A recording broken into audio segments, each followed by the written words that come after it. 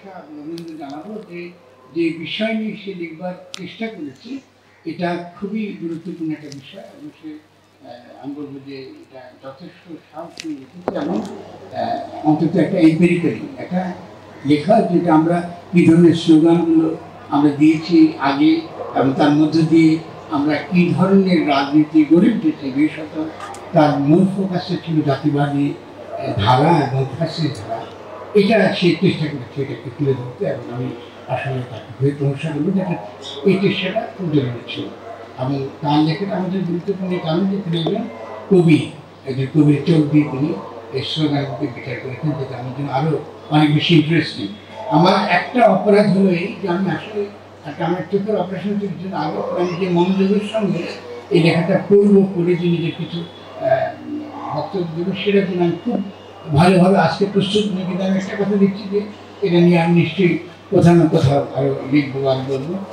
যতটুকু পড়েছি যতটুকু আমরা বুঝেছি সেখান থেকে সেটা হলো এই যে মোটামুটি একটা ধারাবাহিকতার মধ্যে যেটা রুবায়েত তিনি হাজির করার চেষ্টা করেছেন একটা হলো ডিকলোনাইজেশন যেটা আমি বলতে চেষ্টা করেছি আরেকটা হলো যে আমরা যে ফ্যাসিস্ট যেটাকে আমরা বলি ফাঁসিবাদী যে চিন্তা চেতনা আমাদের গড়ে উঠেছে সেটা গড়ে উঠবার যদি আমরা মাইল ফলকগুলোকে চিনতে চাই তাহলে আমরা স্লোগান দিয়ে কতটা এটা বুঝতে পারি তো সেই থেকে তার একটা কিছু প্রস্তাবনা তার মধ্যে আছে তো সেটা আমরা অনেকে শুনেছি তো এটা খুব ইন্টারেস্টিং আমরা মনে করি যে এম্পেরিক্যাল মানে অন্তত এই যেসব স্লোগানগুলো আমরা শুনেছি এতকাল একটা জায়গায় আমরা তাকে আমরা দেখছি আর সেই থেকে তার নিবন্ধটা আমাদের খুবই একটা কাজে লাগবে। আমি তার তিনি যখন পড়ছিলেন এবং তার বক্তব্য দিচ্ছিলেন তখন কিছু কিছু বিষয় উঠে এসেছিলেন সে বিষয়ে আমি কিছু কথা বলবো। একটা এটা সত্যি সন্দেহ নাই যে সাহেব এবং পণ্ডিত মিলে আমরা বাংলার গদ্য তৈরি করেছি গদ্য কথা আমরা করেছি তো বাংলা গদ্য সম্পর্কে রবীন্দ্রনাথ ঠাকুরের তার যে নিজের অবজারভেশন ছিল এবং তিনি যখন কবিতা লিখতে গেছেন তিনি কিন্তু মুখাস্থ ভাষা মুখের ভাষা দিকে তার অভিজ্ঞতা ছিল এটা আমাদের মনে রাখতে হবে। বাংলা সাহিত্যের বিচার যখন করবো বাংলা কাব্যের যে বিচার যখন করতে চাই তখন আমাদের খেয়াল করতে হবে যে রবীন্দ্রনাথ সাহেব এবং পণ্ডিতের মৃত্যুজয় বিদ্যালঙ্কার এবং পেরিস সাহেবের দ্বারা তৈরি যে বাংলা তাদের সে বাংলা থেকে বেরিয়ে আসার জন্য তিনি একটা গণমুখী মুখের ভাষার উপর তিনি তার অভিমুক্ত তিনি তার কম্পাসটা ফিরিয়েছেন। এটা ঐতিহাসিকভাবে খুবই গুরুত্বপূর্ণ একটা ঘটনা এবং সেটা কিন্তু একই সঙ্গে একটা ডিকলোনাইজেশন এই ডিকলোনাইজেশন দুটো দিকে ঘটেছে। একটা হচ্ছে যে ইংরেজের তৈরি তার কলোনিয়াল প্রয়োজনে তৈরি যে গদ্য এখান থেকে বেরিয়ে আসা এবং একই সঙ্গে সংস্কৃতায়ন থেকে বেরিয়ে আসা দুটো খুব গুরুত্বপূর্ণ ঘটনা রবীন্দ্রনাথের হাতে ঘটেছে। ফলে রবীন্দ্রনাথের পরে আমরা প্রণোদিত করে দেখেছি এবং মোটামুটি রবীন্দ্রের হাতে একটা বাংলা গদ্য গড়ে উঠেছে।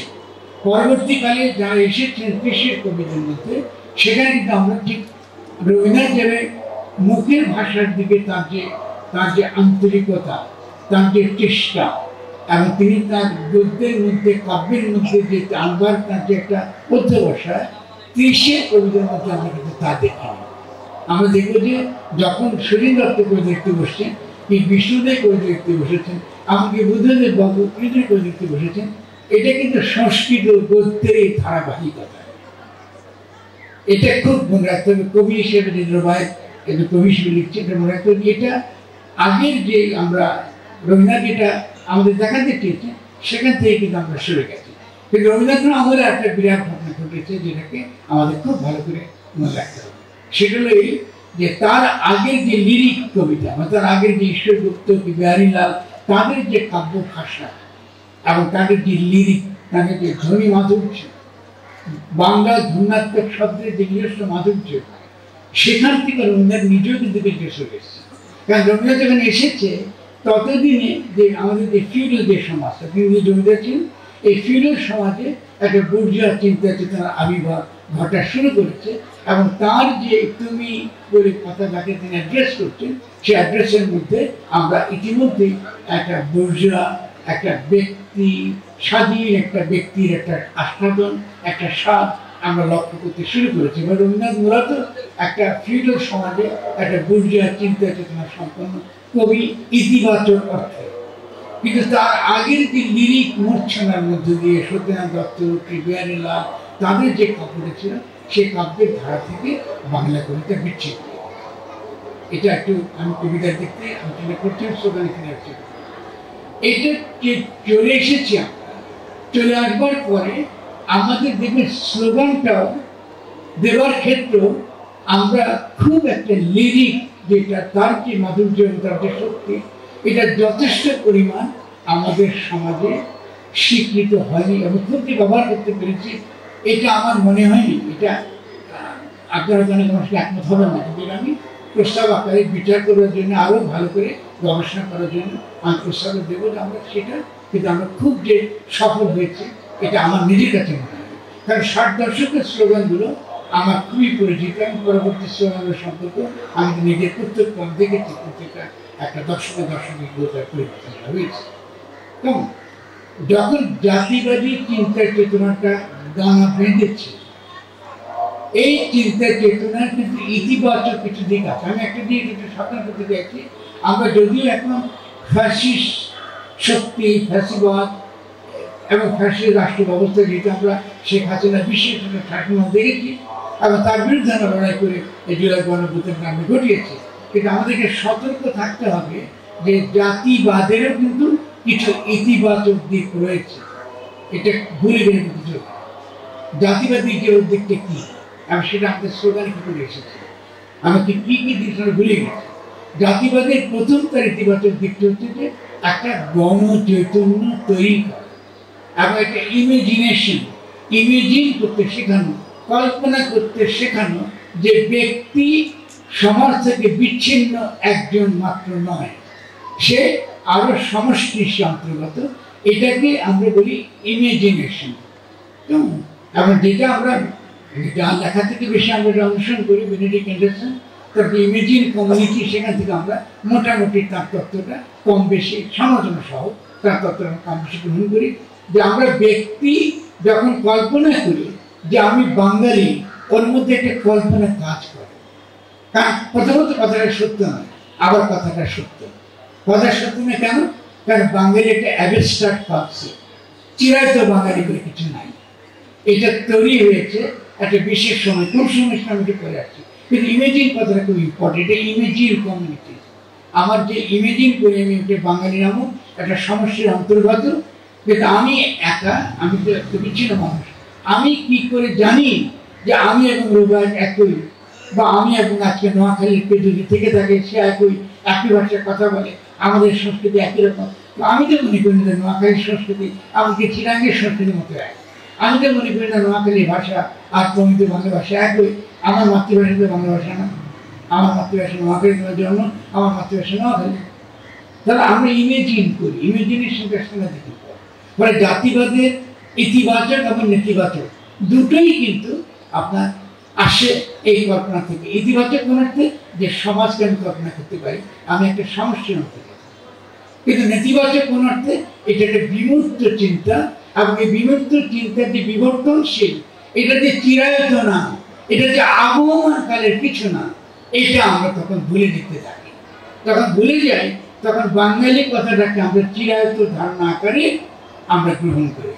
যখন এই চিরায়ত ধারণা আকারে গ্রহণ করি, যখন আমি দাবি করি একজন আদিবাসীর সামনে, বা এমনকি কি নোয়াখালী, কে সিলেট, কি চট্টগ্রামের লোকের কাছে আমি বলি আমি কে, তুমি কে, বাঙালি বাঙালি, এই বাঙালি শব্দটা কিন্তু কাল্পনিক।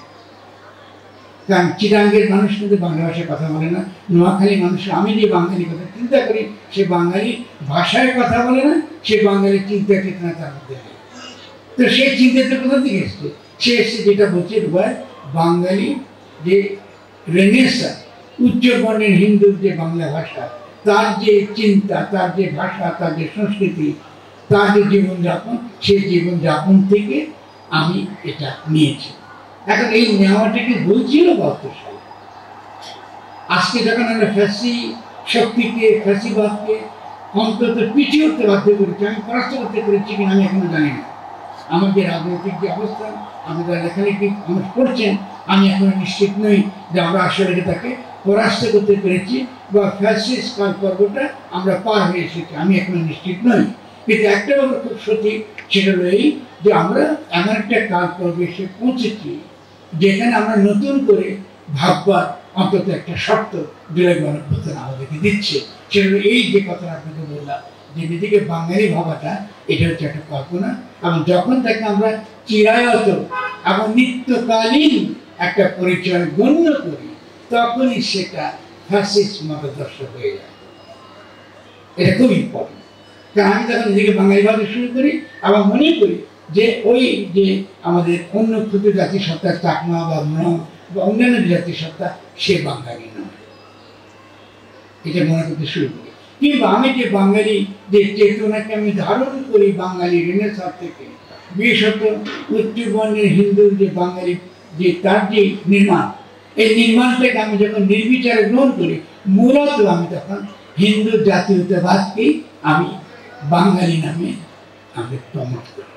এটা খুব ইম্পর্টেন্ট বুঝতে পারে ভাষা কি করে আমাদের চিন্তা চেতনার জগতে ডিসপ্লেসমেন্ট ঘটায়।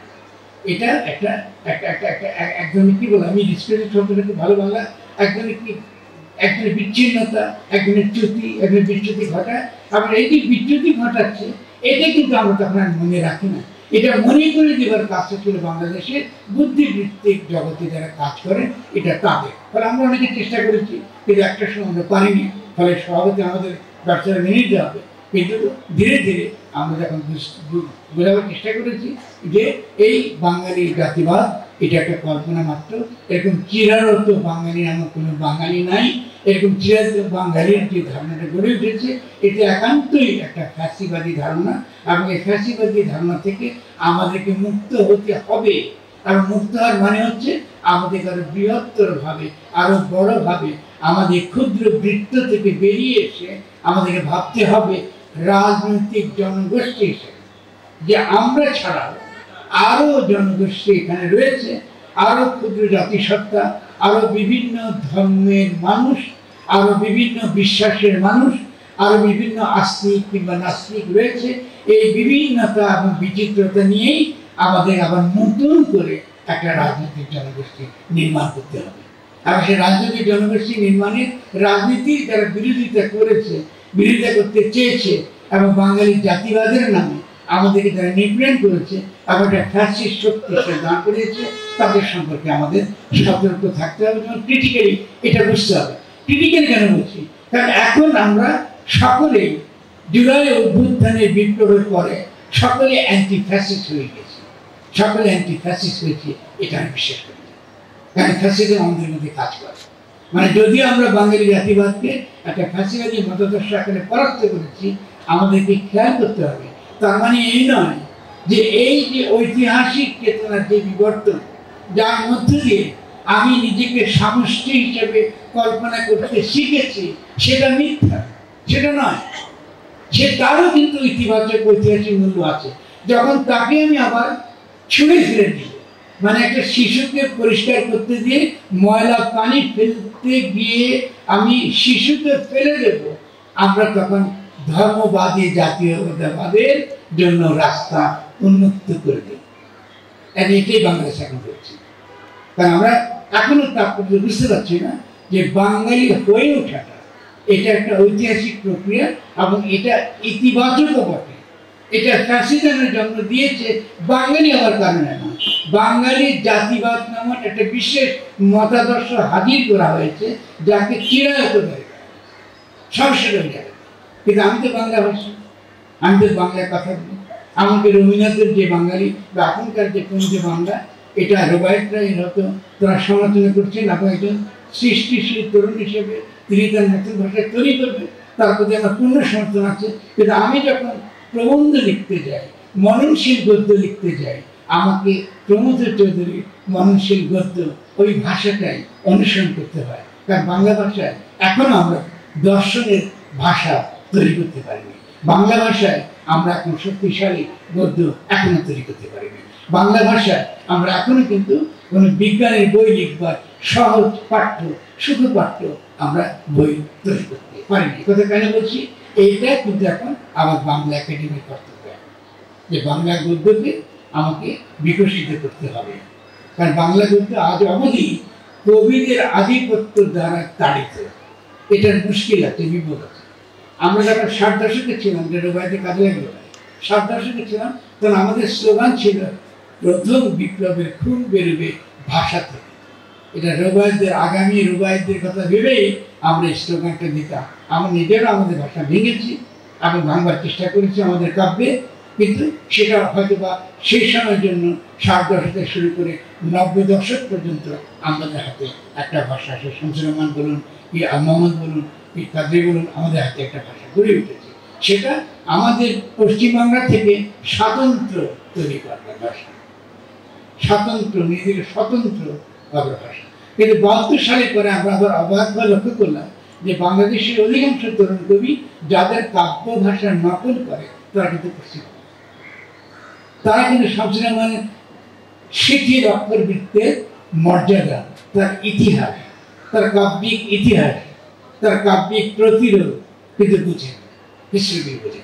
তারা আল মাহমুদের, ইভেন সোনালী কাবিন, আল মাহমুদের সাথে আরবি ভাষা নাই, তিনি খুব সিম্পল রোমান্টিক কবিতা লিখতেন, তিনি কিন্তু ইসলামিক কবিতা লেখেননি। তিনি অতি সরল রোমান্টিক কবিতা লিখেছেন, যেটা আমাদের তরুণ তরুণীদের আকৃষ্ট করেছে সব। কিন্তু আল মাহমুদ যেহেতু লেখবার পরে তার কাব্যে যখন শুধুমাত্র কাবিন শব্দটা এলো, এই প্রথম বাঙালি মুসলমান তার ভাষা, বাংলা ভাষা, তথাকথিত কলকাতার যে বাংলা গড়ে উঠেছে, কলকাতার যে কাব্য সাহিত্য গড়ে উঠেছে, যখন এই শব্দটা সে যুক্ত করলো, এইটা একটা বিপ্লব ঘটে দিল। এর মধ্যে আগামী যে বাংলাদেশের জনগণ আসবে বা আসছে, তার কিন্তু ধ্বনি আওয়াজটা ওই কাবিন শব্দের মধ্যে দিয়ে রাখতে হবে। যেটা নতুন জনগোষ্ঠীর জন্ম হচ্ছে, এই নতুন জনগোষ্ঠীকে আর ওই রেনেসা, বাঙালি রেনেসার যে মানদণ্ড, বাঙালি রেনেসার যে আবর্ত, তার মধ্যে দিয়ে তাকে আর বোঝা যাবে না।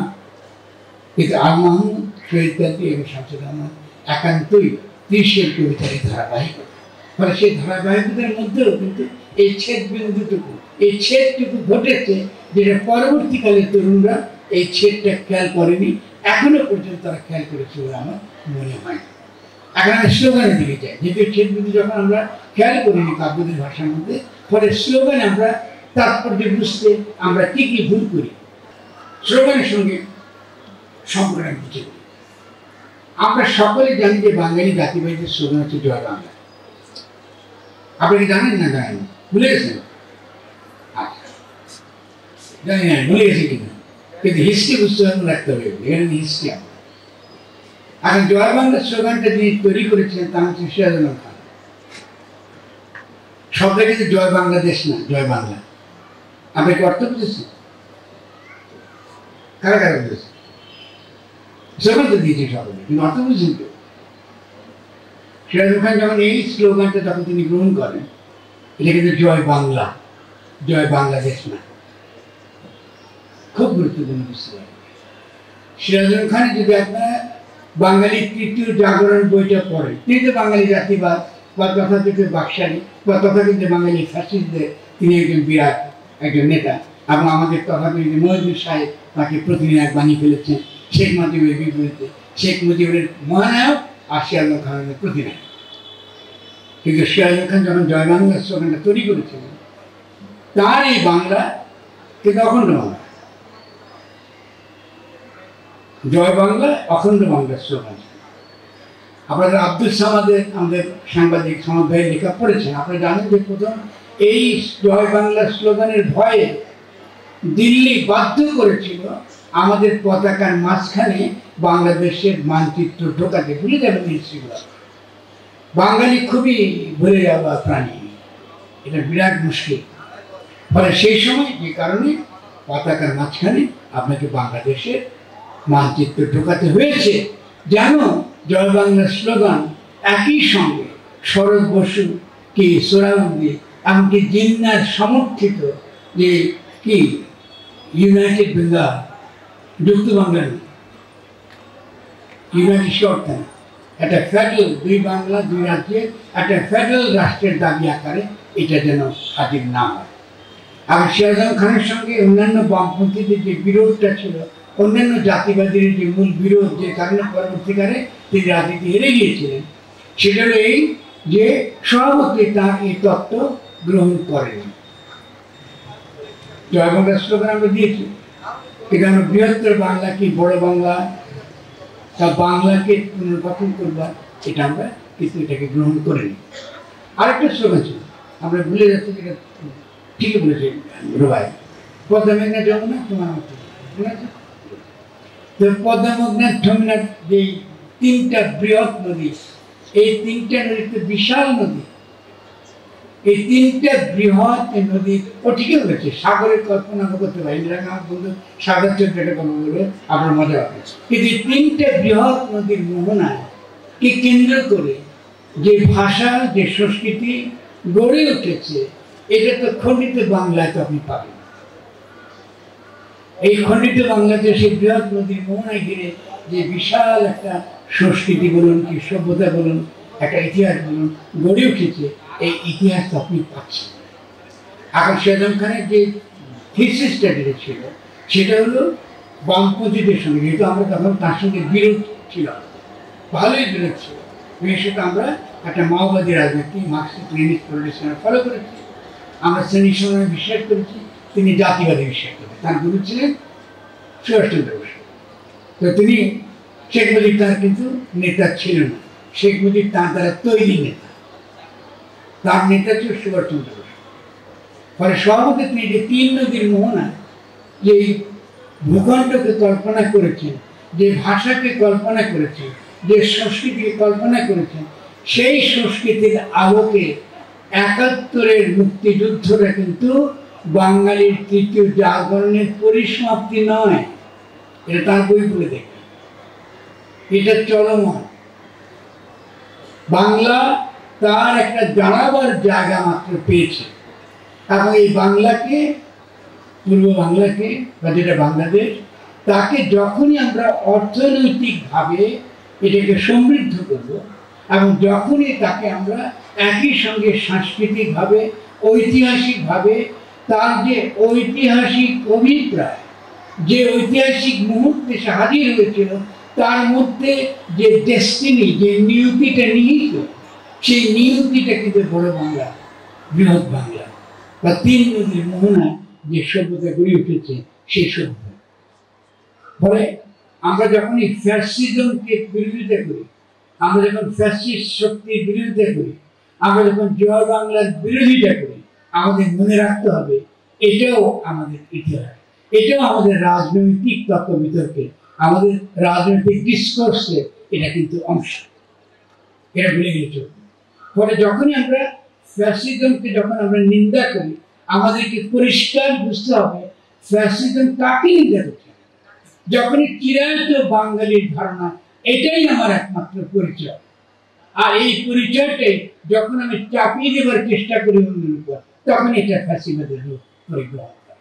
কিন্তু বাংলা ভাষা আমার ভাষা, বাংলা সংস্কৃতি আমার। আমাকে আপনি যদি যতই চেষ্টা করেন, আমাকে তো আপনি ইরানি, সৌদি কি তুরানি বানাতে পারবেন না। আপনি সেটা করার চেষ্টা আপনার করা উচিত নয়। আপনি পেট্রোল ডলারের দ্বারা যদি আমাকে এখন সৌদি বানাতে চান, আর আরবদের পোশাক বলতে পারেন, আমি তো এটা মেনে নেব। কারণ আমি তো গড়ে উঠেছি একটা ঐতিহাসিক একটা পরিমণ্ডল, একটা ভূগোলের মধ্যে, যাকে একটা আবাস বা যাকে আমি ইকোলজি বলি, এর মধ্যে আমি বড় হয়েছি। এটা আমার জিন বা আমার ভেতরে আছে, এটা অন্তর্নিহিত, এটা আমার ভাষার মধ্যে আছে, আমি যেভাবে কথা বলি এর মধ্যে আছে, এটা আমার সংস্কৃতির মধ্যে আছে, সাহিত্যের মধ্যে আছে। আপনি জবরদস্তি এটাকে আরব বানাতে পারবেন না, জবরদস্তি এটাকে তুরান বানাতে পারবেন না, জবরদস্তি এটাকে ইরানি বানাতে পারবেন। এটা কিন্তু খেয়াল, এবং যারা এটা করে বা একটা তথাকথিত পরিচয়কে চিরকালীন এবং শাশ্বত পরিচয়, একমাত্র সত্য পরিচয় গণ্য করে, এবং গণ্য করে যখন সেটা অন্যের উপর চাপিয়ে দিতে চায়, এটাও ফ্যাসিবাদ। ফলে ফ্যাসিবাদের যেমন জাতিবাদী সেকুলার রূপ রয়েছে, ফ্যাসিবাদের তেমনি ধর্মীয় রূপ রয়েছে। আর সেটা এখন যখন আমরা এই নতুন কালক্রমে প্রবেশ করেছি, ফলে ফ্যাসিস্ট শক্তিকে, এই দুমুখ সাপকে আমাদেরকে মোকাবিলা করতে হবে দুইভাবে। তার একটা হচ্ছে তার ধর্মীয় জাতিবাদী ফ্যাসিস্ট, আরেকটা হচ্ছে তার ভাষা ও সংস্কৃতি ভিত্তিক বিশেষত উচ্চবর্ণের হিন্দু দ্বারা নির্মিত ফ্যাসিস্ট বয়ান। এই দুটো, এটা সাহিত্যের দিক থেকে, কাব্যের দিক থেকে, আমাদের চিন্তাশীলতার দিক থেকে, বুদ্ধিবৃত্তির দিক থেকে এই লড়াইটা আমাদের চালাতে হবে। এই লড়াইটা যখন আমরা চালাবো, এই লড়াইটা চালানোর মধ্য দিয়ে আমাদেরকে আবার আত্মস্থ করতে হবে দুটো কাজ। একটা হচ্ছে যে ধর্ম, যাকে আমরা বলি কৃষি, মানে ইসলাম, তার যে মহিমা, তার যে বৈপ্লবিক তাৎপর্য, এটা যে পাশ্চাত্য গ্রিক ও খ্রিস্টান ফিলোসফির বাইরে তার যে একটা অত্যন্ত সার্বজনীন মহিমার দিক আছে, এটা আমাদেরকে উদ্ধার করতে হবে। এটা আমাদেরকে নিয়ে আসতে হবে আমাদের বুদ্ধিবৃত্তিক চর্চা। এটাকে আমরা বলি ক্রিটিক অফ রিলিজিয়ন। এটা কার্ল মার্কস বলেছিলেন তাকে ছেলে বয়সে লেখাতে। তিনি বলেছিলেন যে ধর্মের পর্যালোচনা দরকার, কারণ এটা চীনাবাদামের মতো। আপনি যখন চীনাবাদাম খান, তার ভেতরে শ্বাস থাকে, আপনি শ্বাসটা ভেঙে সেই শ্বাসটা আপনি খান। ফলে ধর্মের মধ্যেও দর্শন থাকে, কাব্য থাকে, ওহি থাকে, স্বপ্ন থাকে, প্রতীক থাকে, উপমা থাকে, উৎপ্রেক্ষা থাকে। সেই শ্বাস ভেঙে আপনাকে খেতে জানতে হবে। এইটাকে বলে ক্রিটিক অফ রিলিজিয়ন। যতক্ষণ না আপনি এটা করতে না পারছেন, ততক্ষণ ধর্ম আপনার সমাজে একটা পরিচয়বাদী ফ্যাসিস্ট আদর্শ হিসেবে আপনাকে গিলে খাবে। এখন আপনি বাঙালি জাতিবাদী ফ্যাসিজমকে পরাস্ত করেছেন, খুব ভালো কথা, কিন্তু একই সঙ্গে আপনাকে ধর্মবাদী ফ্যাসিজমকে মোকাবেলা করতে হবে, যারা মাজার ভাঙছে, তারা বিভিন্ন ক্ষেত্রে তারা হামলা করছে, আপনার উপর তাদের পরিচয় চাপিয়ে দিচ্ছে। আপনাকে তারা ইরানি বানাতে চায়, সৌদি বানাতে চায়, আরবদের সংস্কৃতি চাপিয়ে দিতে চায়, কেমন তুর্কির সংস্কৃতি চাপিয়ে দিতে চায়। ঠিক আছে, অবশ্যই, কেন নেব? আমরা তো নেবই। আমরা বিশ্ব সবার মধ্যে বাস করছি, যে কোনো জায়গা থেকে আমি তা গ্রহণ করতে পারি, সেটা যে কোনো দেশ থেকে আমি গ্রহণ করবো। এটা আমার সার্বজনীন দিক। এই গ্রহণ বর্জনের মধ্য দিয়ে আমি কিন্তু বিকাশিত হব। কারণ আমি কেন সাবধান করছি যে যখনই আমরা এই ব্যাপারটা সম্পর্কে পরিষ্কার না থাকি, আমরা এক ফ্যাসিবাদের কবল থেকে মুক্ত হয়ে আরেক ফ্যাসিবাদের কবলে কিন্তু পতিত হব। সেক্ষেত্রে সাহিত্যে এবং একই সঙ্গে রুবাইয়তের, বিশেষত কবিদের ভূমিকা অনেক অনেক বেশি।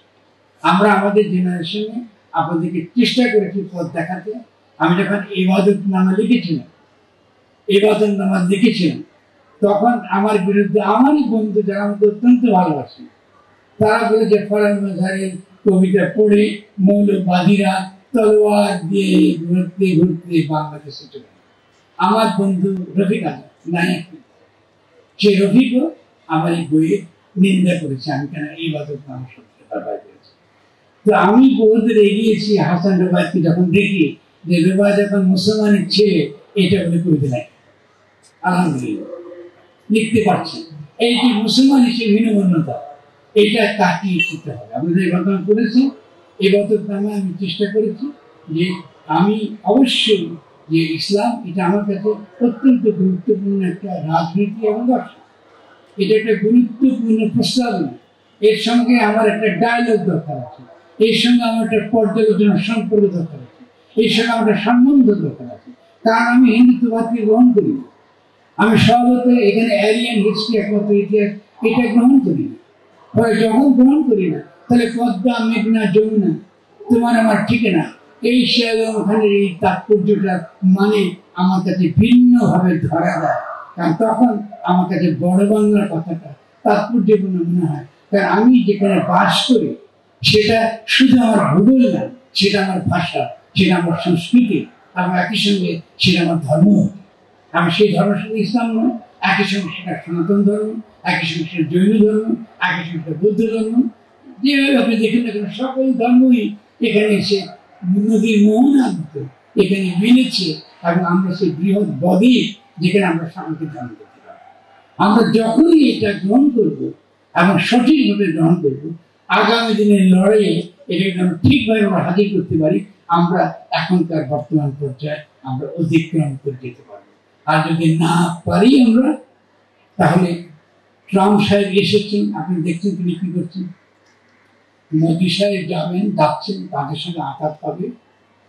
আপনাদের এই যে জয়টা আপনারা সাময়িক মনে করে আপনারা অর্জন করেছেন, এই জয়টা আপনারা রাখতে পারবেন না। সেই ক্ষেত্রে আপনাদেরকে অবশ্যই সতর্ক হতে হবে।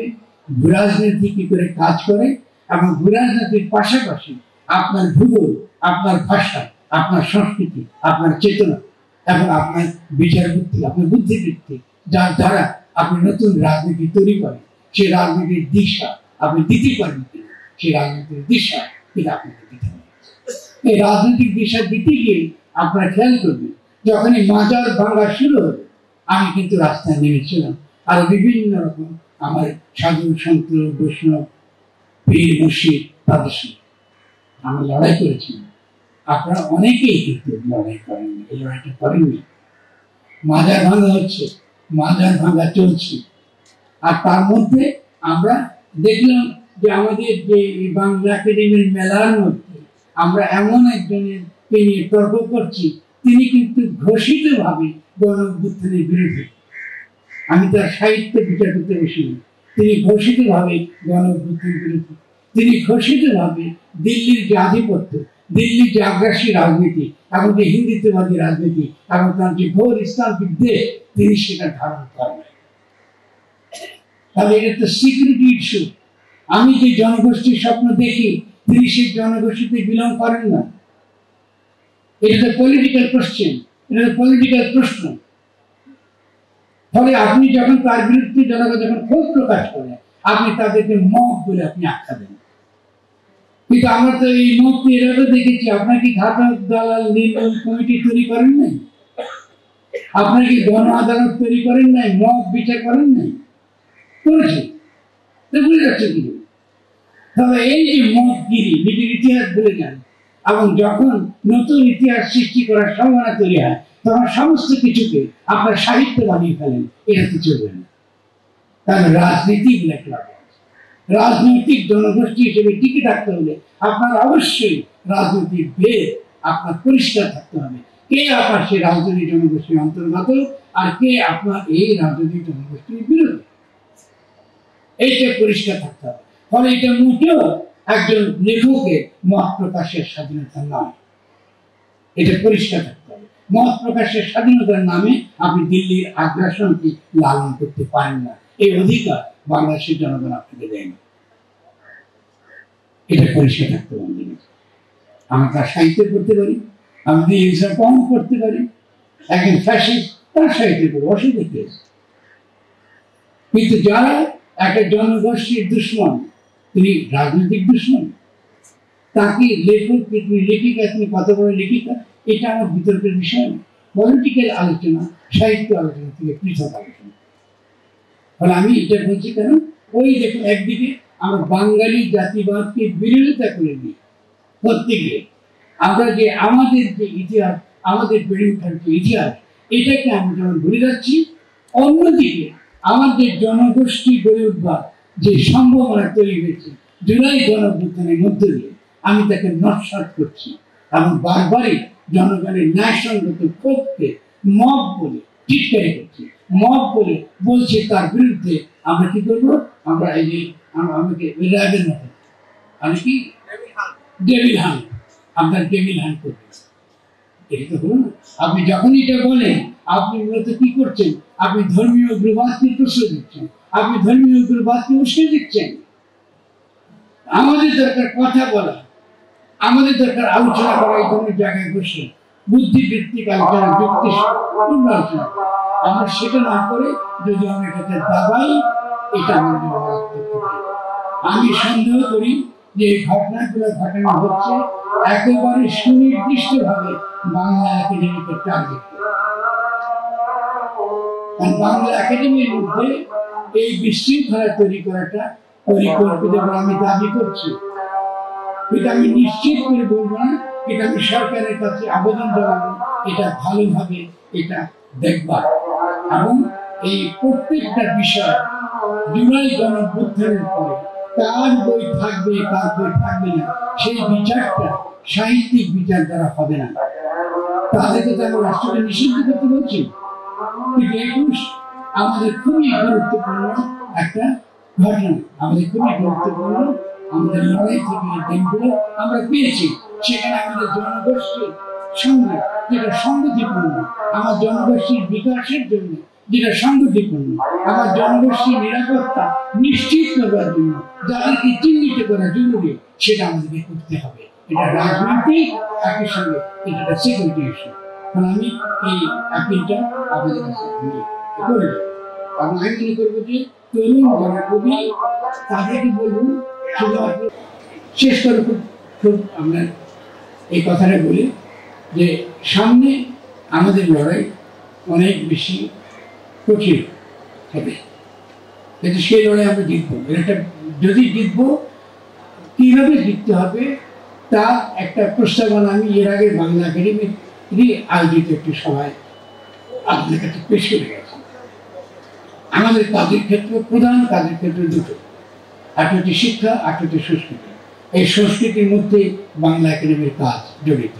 ফলে আমরা চেষ্টা করব আমাদের আগামী যে সংগ্রাম, এই যে কথাগুলো আমি বলছি, সেখান থেকে ফ্যাসিবাদকে পরাস্ত করা এবং ফ্যাসিবাদকে পরাস্ত করা সকল প্রকার ফ্যাসিবাদ, সেকুলার এবং ধর্মীয় সকল প্রকার ফ্যাসিবাদ এবং ফ্যাসিস্ট শক্তিকে পরাস্ত করে একটা রাজনৈতিক জনগোষ্ঠী হিসেবে আমরা কিভাবে নিজেরা গঠন করব, এটা একটা গুরুত্বপূর্ণ বুদ্ধিভিত্তিক কাজ।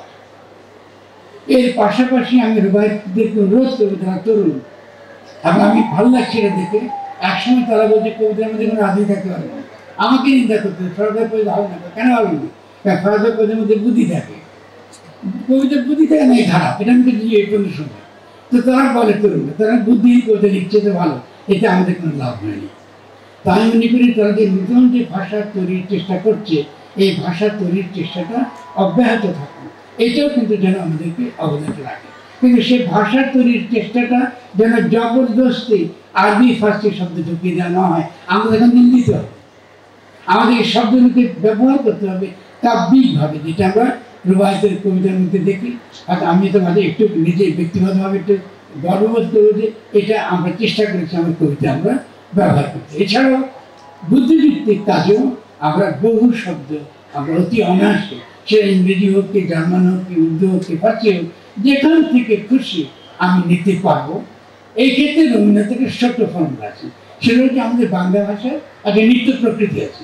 নিত্য প্রকৃতি বলতে কি বোঝায়, এটা কিছুটা রুবাইয়তের অংশ আপনারা পেয়েছেন। নিত্য প্রকৃতি বাংলা ভাষা যেটা সে গ্রহণ করতে পারে, সেখানেও আমরা রবীন্দ্রনাথের সাথে করতে পারি যে ফুল শব্দটা বাংলা ভাষা ব্যবহার করতে পারি কিনা, আত্মস্থ করতে পারি কিনা, নাকি নজরুল ভুল করেছি, সেটা তো থাকুক, অসুবিধা নেই। কিন্তু মূল কথা হচ্ছে ভাষাকে ভাঙা, বিভিন্নভাবে ভাঙা, ভেঙে তার মধ্যে যত সম্ভাবনা আছে সেই সম্ভাবনাগুলোকে দেখিয়ে দেওয়া, এটা কবিতার কাজ অবশ্যই। এবং ইন্টারেস্টিং হলো এই ক্ষেত্রে কবিতা এবং স্লোগানের মধ্যে অদ্ভুত একটা মিল আছে। এই দুটোই কিন্তু ঠিক এই কাজটাই করে, এবং স্লোগান যে কাজটা করে, তার যে স্লোগান দেওয়ার পদ্ধতি, সেটা হলো প্রথমত স্লোগান রুটিন বা টেকনোলজি, মানে লিখিত মুদ্রিত ভাষার বিপরীতে শ্রুতি এবং কণ্ঠের কাছে আমি ফিরে যাই। আমি যে এই লেখাটা পড়ছি, আমি কি চোখে আমি কান বানাচ্ছি, চোখে পড়ে পড়ে কানে শুনছি, এতে আমার কিন্তু ইন্দ্রিয় আগের জায়গায় নাই, আমার ইন্দ্রিয় ব্যবহার একটা পরিবর্তন ঘটছে। কদিন পরে আমি কিন্তু বুঝি না আমি কি করে কানকে ব্যবহার করতে হয়, ভুলে গেলে। আর ভুলে গেলে একমাত্র স্কোপিক, মানে যা দেখি এটাকে সত্য বলে মনে করি, যা শুনি বা কল্পনা করি তাকে আমি অবাস্তব বলে মনে করি। ফলে শ্রুতি এবং কণ্ঠের জগতে যে জগৎ, সে শ্রুতি এবং কণ্ঠের জগতে প্রথমত কাব্য আমাদেরকে সেই জগৎটা দেখায়।